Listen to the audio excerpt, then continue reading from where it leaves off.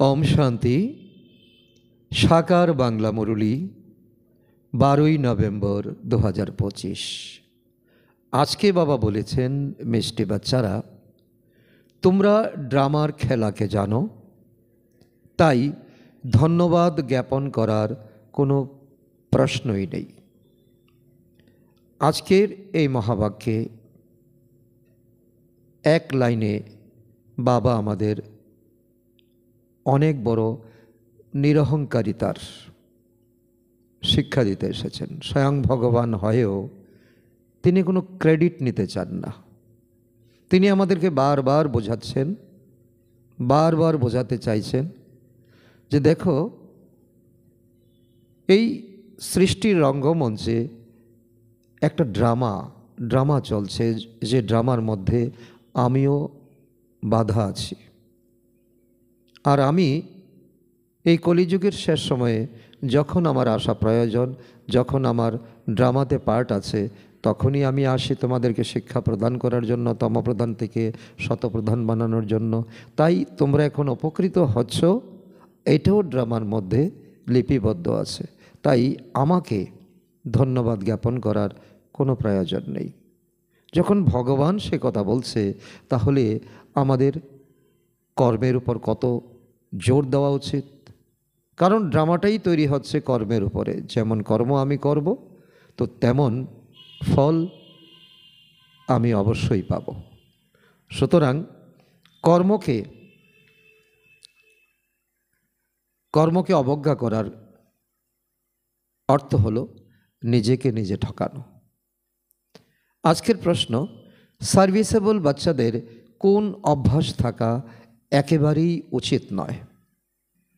কারণ সার্ভিসের আধারে আমরা ভাগ্য প্রাপ্ত করতে চলেছি, সিংহাসন প্রাপ্ত করতে চলেছি, সত্যযুগের দেবী দেবতা হতে চলেছি। যে এই সময় আমাদের যেমন ড্রামা সম্পর্কে আমাদের ভালো জ্ঞান এই সময় হওয়া প্রয়োজন, তো সার্ভিস সম্পর্কেও আমাদের, সার্ভিসেবল বাচ্চাদেরও বিশেষ কোয়ালিটি থাকা প্রয়োজন। তো উত্তরে বাবা বলছেন, চাওয়ার। তোমাদের বাবার থেকে আশীর্বাদ বা কৃপা দিয়ে চাওয়ার প্রয়োজন নেই। তোমরা কারোর থেকে পয়সাও চাইতে পারো না। চাওয়ার চাইতে মরা ভালো। তোমরা জানো যে ড্রামা অনুসারে কল্প পূর্বে যারা বীজ রোপণ করেছিল, তারাই পুনরায় রোপণ করবে। যাদের নিজেদের ভবিষ্যৎ পদ উচ্চ করার হবে, তারা অবশ্যই সহযোগী হবে। তোমাদের কাজ হলো সার্ভিস করা। তোমরা কারোর থেকে কিছু চাইতে পারো না। চাওয়া হয় ভক্তিতে, জ্ঞানে নয়। তো এটাও বাবা আমাদের এক বদ্ধমূল ধারণা দূর করছেন, অন্ধকার থেকে আমাদের আলোতে নিয়ে যাচ্ছেন। যে কৃপা, আশীর্বাদ চাওয়া যেমন ভক্তির আমাদের অনেক বড় সংস্কার। কারণ যে কোনো দেবী দেবতার কাছে আমরা চাই, যা প্রয়োজন চাই, দেবী দেবতার নামও আমরা তেমনটাই তৈরি করে দিয়েছি। ধন চাই, লক্ষ্মী বানিয়ে দিয়েছি। বিদ্যা চাই, সরস্বতী বানিয়ে দিয়েছি। তো সন্তোষ চাই, সন্তোষী মাতা বানিয়ে দিয়েছি। তো এখন বাবা বলছে যে এখন তোমাদের সংস্কারই এমন হওয়া উচিত যে তোমরা এখন কর্ম করবে, চাইবে না কিছুই। কারণ তোমরা জানো এখন তোমরা যেমন সার্ভিস করবে, আর এই সার্ভিস শুনে পূর্বকল্পে যারা ঈশ্বরীয় বিশ্ববিদ্যালয় খুলে দিয়েছিল, সহযোগ করেছিল, তারাই আসবে, তারাই খুলবে, তারাই সহযোগ করবে উচ্চ পদ পাওয়ার জন্য। এইটাই তো বড় আধার। তো সুতরাং তোমরা সার্ভিস করো, জ্ঞান বিতরণ করে যাও, বিনিময়ে কিছু চাইবে না। কারণ চাওয়ার সংস্কার হলো ভক্তিতে, তো জ্ঞান হলো দেওয়ার সংস্কার। তোমরা দেবতা, তাই তোমরা দেওয়ার সংস্কার। তোমরা দাতার ছেলে, সন্তান দাতা। আজকের গীত, আমায় আশ্রয় প্রদানকারী তোমাকে কোটি কোটি ধন্যবাদ। কারণ বাবা এই গীতে এটাই আমাদের ইশারা করছেন যে তোমরা ভক্তিতে না জেনে দেবী দেবতাকে, ভগবানকে কত ধন্যবাদ জানিয়েছো, কোটি কোটি ধন্যবাদ জানিয়েছো, কিন্তু ধন্যবাদ জানানোর কি প্রয়োজন আছে? ওম শান্তি। বাচ্চাদের অন্তর থেকে এই ধন্যবাদ শব্দটির শব্দটি বাবা, শিক্ষক, গুরুর উদ্দেশ্যে নির্গত হতে পারে না, কারণ তোমরা এখন বাচ্চা হয়েছো, তোমরা জানো এটা ড্রামা। কারণ বাচ্চারা জানে যে এই খেলা ড্রামা পূর্ব নির্ধারিত। ধন্যবাদ আদির কোনো কথাই এখানে নেই। ড্রামা অনুযায়ী বাচ্চারা এটাও জানে, বাচ্চারা ড্রামা শব্দটি তোমাদের বুদ্ধিতে আসে। তোমরা বুঝেছো, এখন ড্রামা যা করেছো তা রিল হয়ে গেছে, অ্যাজ ইট ইজ তোমার সামনে তা আসবে। খেলা শব্দটি বললেই সমগ্র খেলা অর্থাৎ ড্রামা তোমাদের বুদ্ধিতে চলে আসে।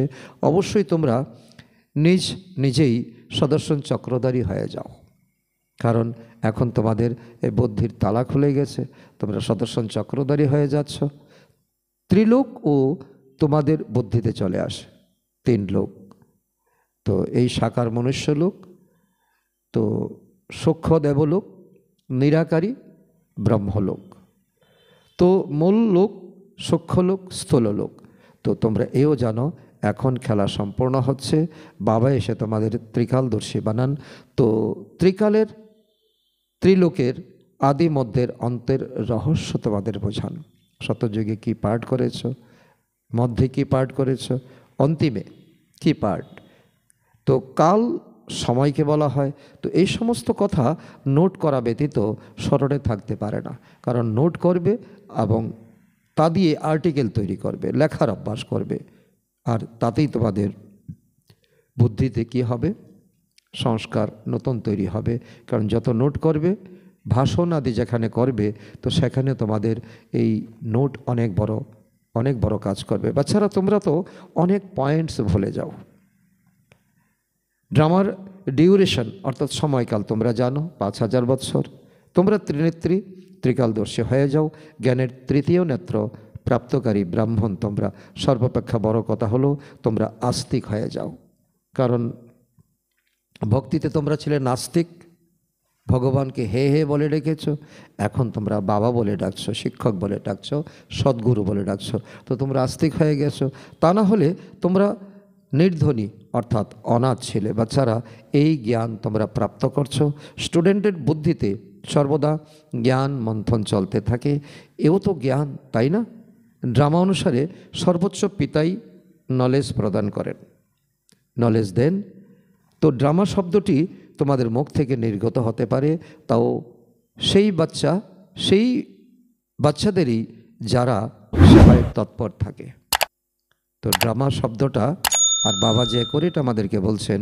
তো এখন যারা সার্ভিসেবল বাচ্চা, তো তাদেরই বুদ্ধিতে এই কথা বসতে পারে, তারা মুখ দিয়ে এই কথা নির্গত হতে পারে।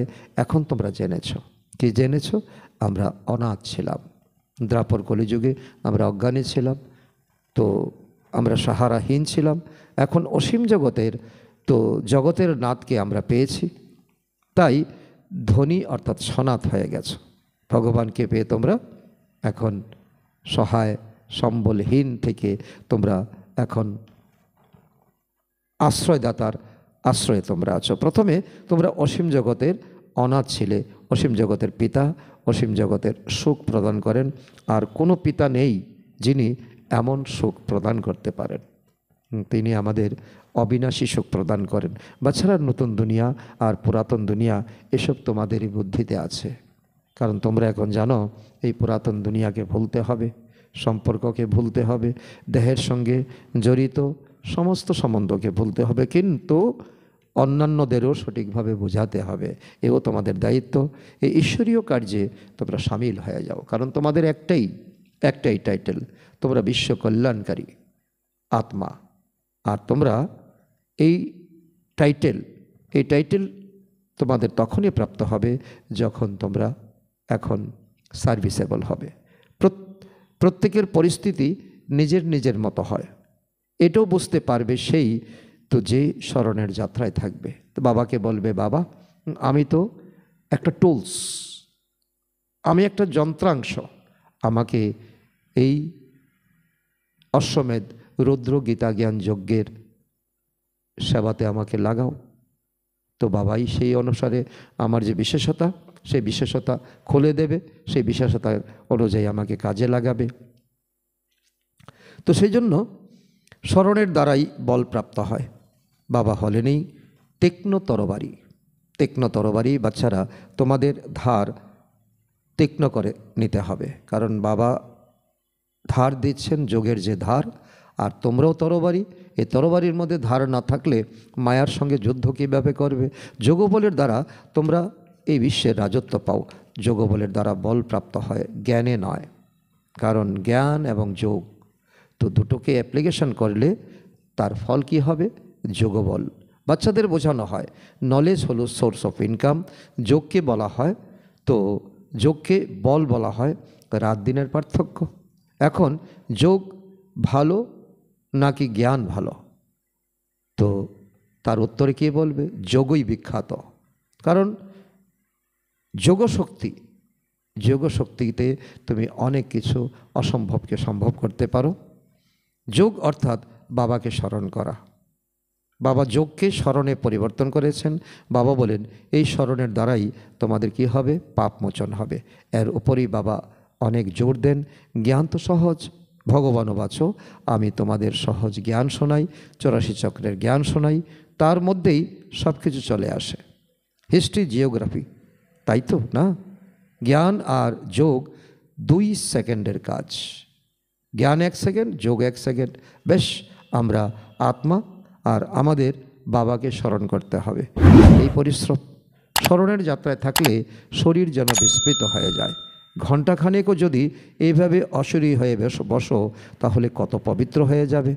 কোনো মানুষ রাতে 6 ঘন্টা, কেউ 8 ঘন্টা ঘুমায়, তখন তো তারা অশরীর হয়ে যায়, তাই না? সেই সময় কোনো বিকর্ম হয় না।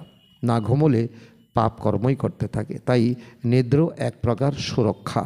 সারাদিন সার্ভিস করে আত্মা বলে আমি এখন শুয়ে পড়ছি, অশরীরী হয়ে যাচ্ছি। শরীর থাকতেও তোমাদের অশরীরী হতে হবে। নিদ্র এক প্রকার অশরীরী হওয়ার অভ্যাস। আত্মারূপী আমরা হলাম এই শরীর থেকে পৃথক শান্ত স্বরূপ। তো আত্মার মহিমা হয়তো কখনো শোনোনি। আত্মা হলই সচ্চিদ আনন্দ স্বরূপ, সচ্চিদানন্দ। কারণ বাবার সন্তান আমরা, তো বাবা যেরকম সচ্চিদানন্দ, তো আমাদেরকে এখন সেই সংস্কার এখন রোপণ করছেন। পরমাত্মার মহিমা কীর্তন করা হয়। তিনি সত্য, তিনি চৈতন্য, তিনি আনন্দ স্বরূপ, তিনি সুখ শান্তির সাগর। পুনরায় এখন তোমাদের বলা হবে মাস্টার। বাচ্চাকে মাস্টারই তো বলা হয়, কারণ এখন আমরা সন্তান, আমাদের পিতা তো সাগর। তো আমাদের কত খুশির উদ্গার হবে না? বাবা যুক্তি বলতে থাকেন, এমনও নয় সারাদিন নিদ্রমগ্ন থাকবে। কারণ এমনও কাউর এখন গোল বানানো ঠিক হবে না যে আমি সারাদিন শুয়ে থাকি, আমার কোনো বিকর্ম হবে না। তাও নয়, কর্ম তোমাকে করতে হবে। তো তোমাদের স্মরণ থেকে পাপ মোচন করতে হবে, তো ঘুমিয়ে থেকে নয়। যতখানি সম্ভব বাবাকে স্মরণ করতে হবে। এমনও নয় যে বাবা আমাদের উপর দয়া বা কৃপা করেন, কারণ বাবা কত নিরহংকারী, কত কিছু উজাড় করে দিচ্ছেন, ভরপুর করে দিচ্ছেন, তারপরও বলছেন যে আমি কোনো আমাকে এই সময় ধন্যবাদ দেওয়ার কোনো প্রয়োজন নেই। সম্পূর্ণ নিরহংকারিতার তো বাবা এখন আমাদের ইমেজ তৈরি করছে এবং বলছে আমি কোনো কৃপা করি না, তার জন্য তোমাদেরকে বলি করো এবং পাও। তো না, এ হলো ওনার মহিমা কীর্তন। তিনি তো দয়াল রাজা, এও ওনার ভূমিকা তমপ্রধান থেকে শতপ্রধান করা। তার জন্য ড্রামাতে ওনার পার্ট নির্ধারিত আছে। ভক্তরা মহিমা কীর্তন করে, তোমরা শুধুই মহিমা কীর্তন করবে না। এই গীতাদি তো একদিন বন্ধ হয়ে যাবে। স্কুলে কখনো গান গাওয়া হয় কি? বা বলছি কি এই গান গীত তো এটা তো কোনো এক্সপ্রেশন নয়, কারণ তোমাদের সবচেয়ে বড় হলো ভাবনা। তো এগুলো একদিন বন্ধ হয়ে যাবে। বাচ্চারা শান্তিপূর্বক বসে থাকে, টিচার এলে উঠে দাঁড়ায়, আবার বসে পড়ে। তো এই বাবা বলেন আমি তো পড়াশোনার পার্ট পেয়েছি, শিক্ষক হয়ে আমি রোজ ব্রহ্মার শরীরে আসছি, তোমাদেরকে পড়াতে হবে। তো বাচ্চারা তোমাদের ওঠার কোনো দরকার নেই, তোমরা তো আত্মা, তোমরা কী করে উঠবে? উঠলে তো শরীর দিয়ে উঠতে হবে। তো আত্মাকে বসে শুনতে হবে, এটাই হলো মূল কথা। তোমাদের কথাই হলো সমগ্র দুনিয়া থেকে পৃথক।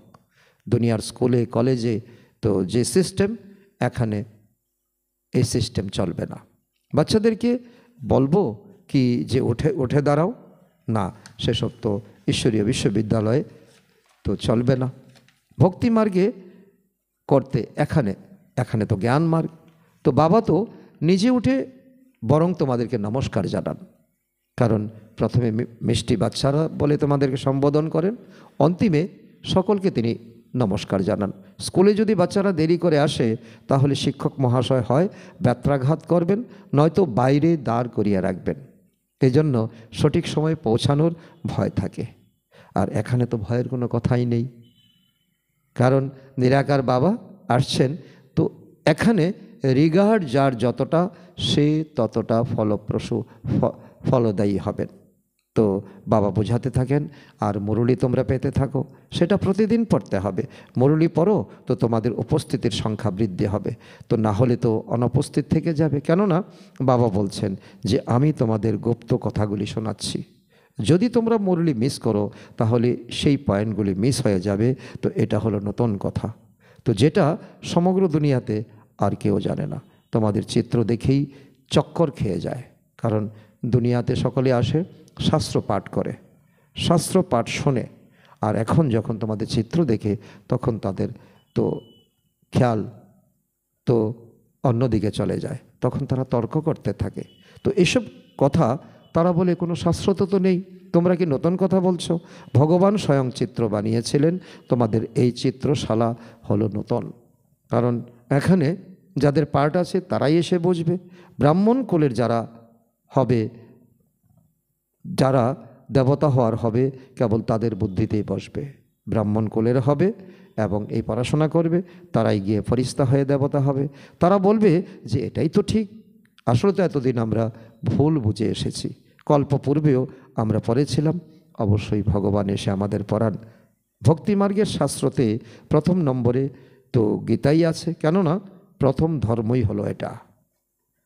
পুনরায় অর্ধেক কল্প পরে তো তারও অনেক পরে অন্য শাস্ত্র তৈরি হয়। প্রথমে যখন ইব্রাহিম এসেছিলেন তখন একাই ছিল, তারপর 1 থেকে 2, 2 থেকে 4 হয়। যখন ধর্মের বৃদ্ধি হতে হতে লক্ষাধিক হয়ে যায় তখন শাস্ত্র ইত্যাদি তৈরি হয়। ইব্রাহিমের সময়কালে তো কোরআন তৈরি হয়নি, আর তার অর্ধেক সময় পর তৈরি হয়। হিসাব করা যায়, তাই না?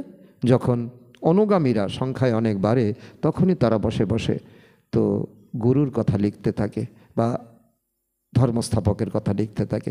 বাচ্চাদের তো অনেক খুশিতে থাকতে হবে, তো বাবার থেকে আমরা অবিনাশী উত্তরাধিকার প্রাপ্ত করছি।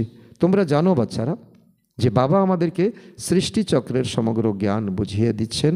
এটাই হলো অসীম জগতের ইতিহাস এবং ভূগোল, হিস্ট্রি, জিওগ্রাফি। সবাইকে বলো যে এখানে সমগ্র বিশ্বের ইতিহাস ভূগোল বোঝানো হয়, যেটা অন্য কেউ বোঝাতে পারবে না। যদিও বিশ্বের নকশা আঁকা হয়, কিন্তু সেখানে এটা দেখায় কি যে লক্ষ্মীনারায়ণ কবে রাজত্ব করেছিলেন? না, সেখানে এই সম্রাট সেই সম্রাট, এর রাজত্বকাল সে রাজত্ব, এর রাজ্য সে দখল করে নিয়েছে। কিন্তু এই লক্ষ্মীনারায়ণের রাজ্য সম্পর্কে কারো ধারণা নেই, ইতিহাসে নেই, এবং তারা কত সময় পর্যন্ত রাজ্য করেছে তারও কোনো উল্লেখ নেই। তো বিশ্ব তো একটাই না। আর যখন আমরা ওয়ার্ল্ড হিস্ট্রি বলি তখন তো এই ইতিহাস আসার কথা। ভারতের মধ্যেই রাজত্ব করে গেছেন, এখন নেই, কিন্তু ইতিহাসে তার কোনো উল্লেখ নেই। এসব কথা কারোর বুদ্ধিতে বসে না। তারা তো কল্পের আয়ু তো লম্বা, অর্থাৎ লক্ষ লক্ষ বছর বলে দিয়েছে। তোমাদের মতো মিষ্টি মিষ্টি বাচ্চাদেরকে তো কেউ বেশি কষ্ট দেয় না। বাবা বলেছেন পবিত্র হতে হবে। বাবা বলছে কি একটাই আমাকে সহযোগ করো, পবিত্র হওয়ার জন্য। তোমরা ভক্তিমার্গে অনেক ধাক্কা খেয়েছো, এখন বুঝতে পারো যে ধাক্কা খেতে খেতে 2500 বছর তোমাদের পেরিয়ে গেছে, কত জন্ম পেরিয়ে গেছে, 63 জন্ম পেরিয়ে গেছে, কিন্তু পবিত্র কি হতে পেরেছো? নিয়মের পিছনে নিয়ম তোমরা মেনে এসেছো। এখানে বাবা এসেছেন পুনরায় রাজ্য ভাগ্য দেওয়ার জন্য। তোমাদের এটাই স্মরণে আছে। পুরানো থেকে নতুন আর নতুন থেকে পুরানো অবশ্যই হয়। এখন তোমরা হলে পুরানো দুনিয়ার মালিক, পুনরায় নতুন দুনিয়ার মালিক হবে। তো খুশিতে তোমাদের গদগদ হওয়া উচিত। একদিকে ভারতের অনেক মহিমা করতে থাকে, অন্যদিকে অনেক গ্লানিও করতে থাকে। তো সেই গানও তোমাদের কাছে আছে, তোমরা বুঝতে পারো যে এখন কি কি হচ্ছে। তো এই 2 রকমের গান তো তোমাদের শোনাতে হবে। তোমরাও বলতে পারো যে কোথায় রামরাজ্য, কোথায় সে রাম। তো বাবা বলেন, গরিবের ভগবান আমি। এখন তোমরা গরিব, আর এই গরিবের জন্য এখন ঈশ্বরীয় বিশ্ববিদ্যালয়। তো গরিবদেরই এখন আমি বাচ্চা করতে আসি। ধনীরা তো আপন নেশায় মস্ত হয়ে থাকে, তাদের ধনের পেছনে আরও ধন চাই। কল্পপূর্বে যারা এসেছিল তারাই তো আসবে, চিন্তা করার কোনো দরকার নেই। শিব বাবার কখনো কোনো বিষয়ে চিন্তা হয় না, আর চিন্তা হয় দাদার, যিনি এখন যজ্ঞ রক্ষক। কিন্তু তো ওনার নিজেরই চিন্তা থাকে। বাবা বলে কি যজ্ঞের চিন্তা তিনি করেন না, কারণ তিনি বলে দিচ্ছেন যে এই যজ্ঞ যে রচনা করেছেন ওনারই দায়িত্ব যজ্ঞ কী করে চলবে।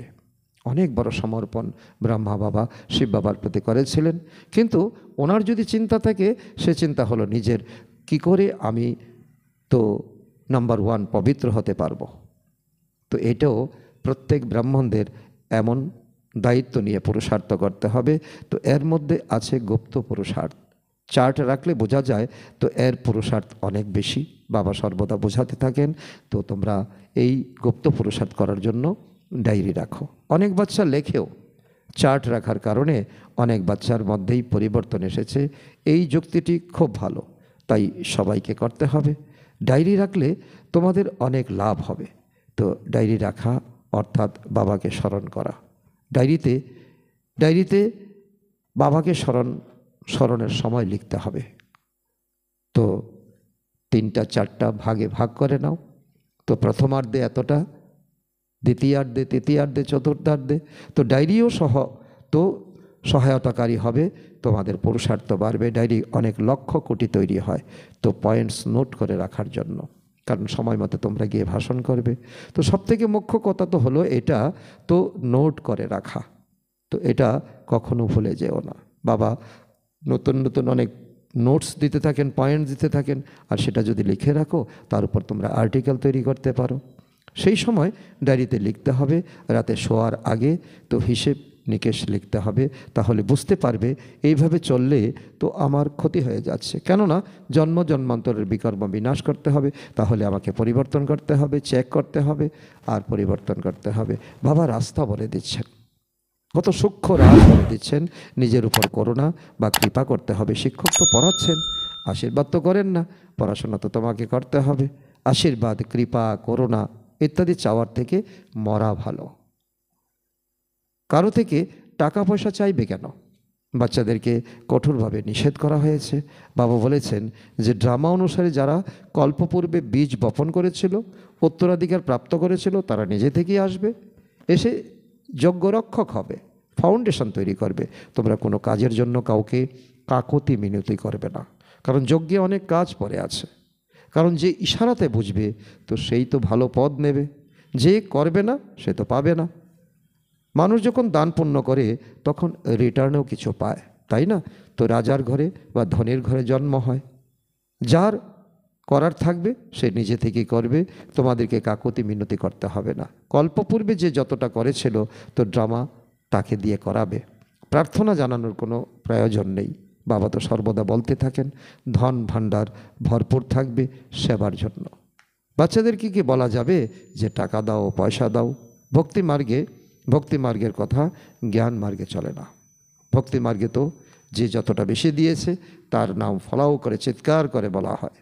তো যারা কল্পপূর্বে সাহায্য করেছিল তো তারাই করতে থাকবে, তাদের কাছে কখনো কিছু প্রার্থনা করবে না। বাবা বলেছেন বাচ্চারা তোমরা কখনো চাঁদা একত্রিত করো না, এটা তো সন্ন্যাসীরা করে থাকে। তাদের ধন বাড়াতে হবে, তাদের সামগ্রী বাড়াতে হবে। ভক্তি মার্গে তো অল্প একটু দান করে তার রিটার্নে তো এক জন্মের জন্য প্রাপ্ত হয়। অন্যদিকে এটা হলো জন্ম জন্মান্তরের জন্য। তো জন্ম জন্মান্তরের জন্য সব কিছু দান করে দেওয়াই ভালো। তো এর নামই হলো ভোলা ভাণ্ডারী। তুমি যত দেবে তত তোমার বরকত হবে, বাড়বে, কমবে না। তোমরা পুরুষার্থ করো, তাহলে বিজয়মালার দানা হতে পারবে। ভাণ্ডার ভরপুর হলে কাল কণ্টক সব দূর হয়ে যাবে। তো সেখানে কখনো অকালে মৃত্যু হয় না। অনেক সুন্দর বাবা আমাদেরকে পয়েন্ট দিচ্ছেন। এখানে মানুষ কাল অর্থাৎ মৃত্যুকে অনেক ভয় পায়। অল্প কিছু হলেই মৃত্যুর কথা মনে পড়ে যায়। তো সেখানে এই চিন্তার মনের মধ্যেই আসবে না। তোমরা এখন অমরপুরীতে যাচ্ছ, তো এটা হলো নোংরা মৃত্যু লোক। ভারতীয় অমর লোক ছিল, এখন মৃত্যুলোক হয়ে গেছে। তোমাদের অর্ধেক কল্প অনেক খারাপ অবস্থার মধ্য দিয়ে কেটেছে, নিচে নামতেই থেকেছ। জগন্নাথপুরীতে অনেক নোংরা নোংরা চিত্র লাগানো আছে। বাবা তো হলেন অনুভবী, তাই না? চারিদিক তিনি ঘুরেছেন ব্রহ্মা বাবা, গৌড় থেকে সামলা হয়েছেন। গ্রামে বসবাস করতেন। বাস্তবে এখন সমগ্র ভারতই হলো গ্রাম, তোমরা হলে গ্রামের ছোকরা। তো এখন তোমরা বুঝে গেছো যে আমরা বিশ্বের মালিক হচ্ছি। ব্রহ্মা বাবার যেমন নেশা তো জাগরিত হয়েছিল, এখন যারা এখন জ্ঞান প্রাপ্ত করছো তোমাদেরও এখন নেশা জাগরিত হবে। তোমরাও তো গ্রামের ছেলে ছোকরা। তো এরকম ভেবো না যে আমি তো বোম্বেতে থাকি, তো বোম্বেও স্বর্গের কাছে কিছুই নয়, একটা পাথরের সমানও নয়। স্বর্গ যেমন হবে তার বর্ণনা বাবা দিচ্ছেন। আমরা গ্রামের ছোকরারা অনাথ হয়ে গিয়েছিলাম, এখন পুনরায় আমরা স্বর্গের মালিক তৈরি হচ্ছে। তাই কি করতে হবে? খুশিতে থাকতে হবে। তো নামই হলো স্বর্গ, যেখানে নাম শুনলেই সামনে ঐতিহ্য, সামনে স্মৃতি ভেসে ওঠে। অনেক হিরে জহর মহলের মধ্যে লাগানো হয়। সোমনাথের মন্দিরে কারণ সত্য ত্রেতার পরে তো 2500 বছর পরে যখন আমরা ভক্তিতে এসেছি তখন সোমনাথ মন্দির তৈরি করেছি। সোমনাথের মন্দিরে অনেক হিরে জহরাত দিয়ে ভরপুর ছিল। প্রথম শিব বাবার মন্দির তৈরি হয়, অনেক ধনী ছিল সকলে। তো এখন তো ভারত গ্রাম হয়ে গেছে, সত্যযুগে ভারত ধনসম্পদে ভরপুর ছিল। এসব কথা তোমরা ছাড়া এই দুনিয়ার আর কেউ জানে না। তোমরা বলবে কাল আমরা রাজা ছিলাম, আজ ভিখারি হয়ে গেছি, পুনরায় বিশ্বের মালিক হতে চলেছি। বাচ্চারা, তোমাদের তো নিজেদের ভাগ্যকে ধন্যবাদ জানানো উচিত। তোমরা কোথাকার, আর এখন তোমাদের ভাগ্য কোথায় যাচ্ছে? আমরা হলাম পদ্মাপদম ভাগ্যশালী। আচ্ছা, মিষ্টি মিষ্টি হারানিধি বাচ্চাদের প্রতি মাতা পিতা বাপদাদার স্মরণের স্নেহ সমন আর সুপ্রভাত। আধ্যাত্মিক পিতা তার আত্মারূপী বাচ্চাদের জানাচ্ছেন নমস্কার। আমরা আত্মারূপী সন্তানরা আমাদের মাতা পিতা বাপদাদাকে জানাই স্মরণের স্নেহ সমন, সুপ্রভাত ও নমস্কার। ধারণার জন্য মুখ্য সার: 1 নম্বর, বিকর্ম থেকে বাঁচার জন্য এই শরীর থেকেও অশরীরী হওয়ার পুরুষার্থ করতে হবে। স্মরণের যাত্রা যেন এমন হয় যাতে শরীরেরও বিস্মৃতি ঘটে। নাম্বার 2, জ্ঞানের মন্থন করে আস্তিক হতে হবে। মুরলি কখনো মিস করা উচিত নয়। নিজের উন্নতির জন্য ডায়েরিতে স্মরণের চার্ট নোট করতে হবে। বরদান: আত্মিক শক্তিকে বিভিন্ন কাজে ব্যবহারকারী যুক্তিযুক্ত জীবন মুক্ত ভব। এই ব্রাহ্মণ জীবনের বিশেষত্বই হল আধ্যাত্মিকতা। আধ্যাত্মিকতার শক্তির দ্বারাই নিজেকে বা সকলকে পরিবর্তন করতে পারো। এই শক্তি দ্বারা অনেক প্রকারের শারীরিক বন্ধন থেকে মুক্তি পাওয়া যায়, কিন্তু যুক্তিযুক্ত হয় প্রত্যেক কর্মে লুজ হওয়ার পরিবর্তে আত্মিক শক্তিকে ইউজ করো। মন, বচন আর কর্ম, এই তিনটিতেই একসাথে আধ্যাত্মিকতার শক্তি অনুভব হবে। যারা এই তিনটিতে যুক্তিযুক্ত থাকে তারাই জীবন মুক্ত থাকে। স্লোগান: সত্যতার বিশেষত্বের দ্বারা খুশি আর শক্তির অনুভূতি করতে থাকো। আজকের অব্যক্ত ইশারা: অশরীরী বা বিদেহী স্থিতির অভ্যাস বৃদ্ধি করো। যেমনই পরিস্থিতি আসছে বা আসতে চলেছে তাতে বিদেহী স্থিতির অভ্যাস খুব চাই। এজন্য অন্যান্য সকল কথা ত্যাগ করে, তো এটা তো হবে না, এটা তো হবে কি হবে না, তো এই সকল প্রশ্নকে ত্যাগ করে দাও।